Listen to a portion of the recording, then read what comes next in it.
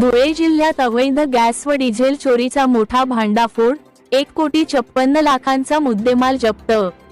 धुळे अन्न, नागरी पुरवठा व ग्राहक संरक्षण विभागाच्या राज्य दक्षता पथकाने धुळे जिल्ह्यात अवैध गॅस व डिझेल चोरी करणाऱ्या टोळीवर धडक कारवाई करत तब्बल 1,55,95,114 रुपयांचा मुद्देमाल जप्त केला आहे। या कारवाई दरम्यान 3 आरोपींना रंगेहात पकडण्यात आले असून त्यांच्याविरुद्ध पुढील कायदेशीर कारवाई सुरू करण्यात आली आहे। मिळालेल्या माहितीनुसार राज्य दक्षता पथकाने 2 दिवस गुप्त पाळत ठेवून गुजरात धुळे महामार्गावर सुरू असलेल्या अवैध इंधन चोरीच्या हालचालींवर नजर ठेवली होती। साक्री तालुक्यातील दहिवल गावाजवळ सुरत धुळे महामार्गावरील अन्नपूर्णा ढाब्याच्या मागे आणि पार्श्वनाथ ढाब्यालगत गॅस व डिझेल टँकरमधून इंधन चोरी सुरू असतानाच पथकाने छापा टाकून कारवाई केली।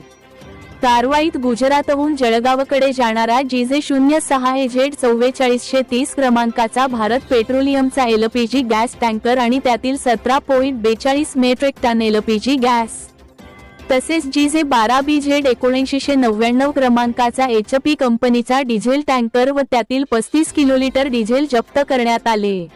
याशिवाय चोरीसाठी वापरण्यात येणारे बोलेरो पिकअप, छोटा ट्रक, 140 व्यावसायिक गॅस सिलेंडर, गॅस भरण्याचे साहित्य, नॉझल, वजन काटे आणि ड्रममधील डिझेल साठा देखील जप्त करण्यात आला। जप्त करण्यात आलेल्या सर्व साहित्याची एकूण किंमत सुमारे 1,56,00,000 रुपये असल्याचे अधिकाऱ्यांनी सांगितले। ही कारवाई राज्य दक्षता पथकातील दीपेंद्र परुळेकर, अमोल बुरटे, पवन कुंबले, रवींद्र राठोड, राजेश सोरते, राहुल इंगळे, देवानंद इंगळे आणि राजीव भेले यांनी यशस्वीरित्या पार पाडली।